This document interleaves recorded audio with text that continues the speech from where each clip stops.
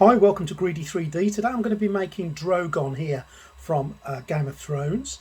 We'll talk you through the whole process from finding the file to printing the file to painting the file and a little bit something for the base. Stay tuned. Head across to Thingiverse and do a search for Drogon, and there you go. That's the model that we are going to be doing today. Comes in a few parts. Now, although it says there are 11 thing files, you won't need 11 of the thing files because some of these are actually the whole model put together in one go. Now, you can, if you want to build it in one go, of course you can, and that's what it will look like if it comes out, but I've decided to do it in parts to make it a little bit larger. So let's move it across now into Chitterbox and just have a quick look at the placement on the bed. So we've managed to get all the parts onto the build plate on Chitterbox, with the exception, of course, of the wings. And this is the placement that I chose to do. There's no magic in how I've done this, and you can do it how you want to do it and how you see fit.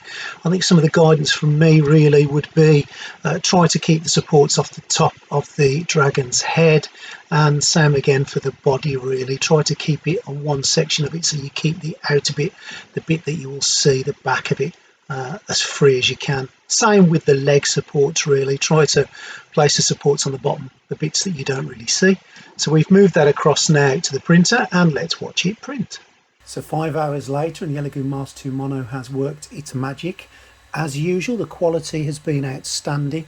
I've had very few problems with this printer, to be honest, and the problems that I have had have been down to my user error. But as you can see there, the parts are looking really wonderful and have all printed just as I would have expected them to do. So next step in the process is to take it off the printer and to move it across to wash that resin off it. Now I use the Elegoo Mercury Wash and Cure station, and again I spoke about this a few times. It's a great additional bit of kit for about £100 just to clean all that resin off, and I'm going to pop it in there for around about 4 minutes just to clean it thoroughly.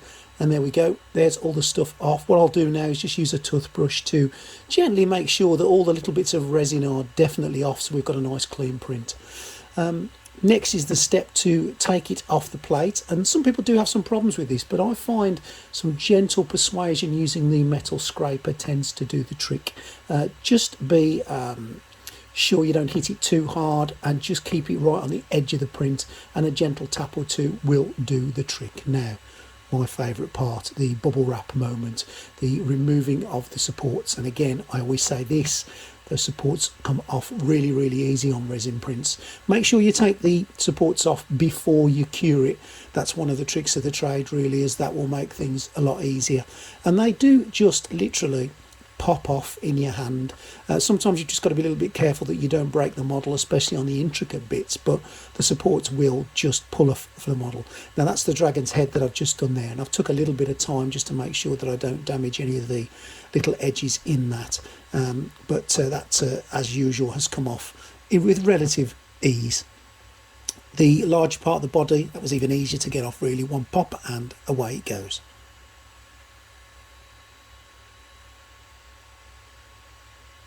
And once you've got the bits off, just make sure you throw them in the bin well away.